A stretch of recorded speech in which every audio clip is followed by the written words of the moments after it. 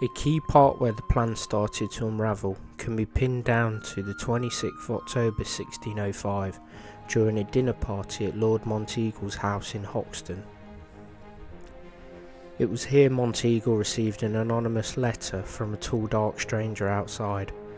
The contents of this letter was an easily decoded riddle that Parliament was to be blown up and suggest he find an excuse not to attend Parliament that day. Out of shock, Monteagle left and rode directly to Whitehall, where he handed the letter in to the Privy Council, informing Robert Cecil the spymaster and then King James I himself. Historians debate over who wrote this letter. There are three possible answers. The most plausible answer, and one that we all seem to sit upon, is that it was one of the conspirators themselves, namely Francis Tresham, trying to save his brother-in-law. He even expressed anxiety around the idea of blowing up Catholics in Parliament. Someone like Tresham could state that he didn't write the letter himself, which could be true. However, he could just get a servant to write down his words. We do not know. Other suggestions are that Monteagle himself, after hearing inklings of a Catholic plot, had written it. As a result of this loyalty, he was rewarded £500 a year for the remainder of his life.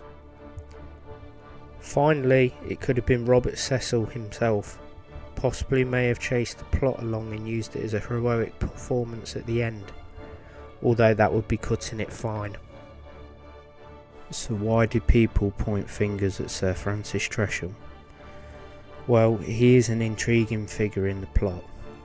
The richest of the plotters, his wealth derived from his late father, Thomas Tresham, a well-known believer of the Catholic faith who built the Rushton Triangular Lodge, a folly embedded with heavily religious design and constructed between 1593 and 1597. He even faced imprisonment for his faith and constantly denied to Queen Elizabeth I. Knowing this, the Tresham family seemed to be quite defiant to oppression of their faith. However, Francis, Thomas's son, appears to bear a weaker will than that of his father's.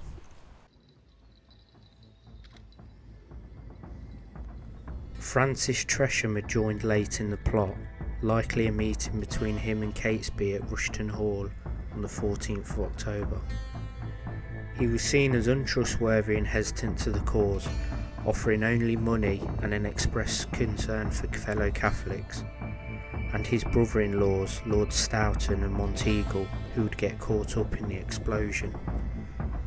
Tresham even suggested that if those that can't be saved, then the explosion should be put off until a better time.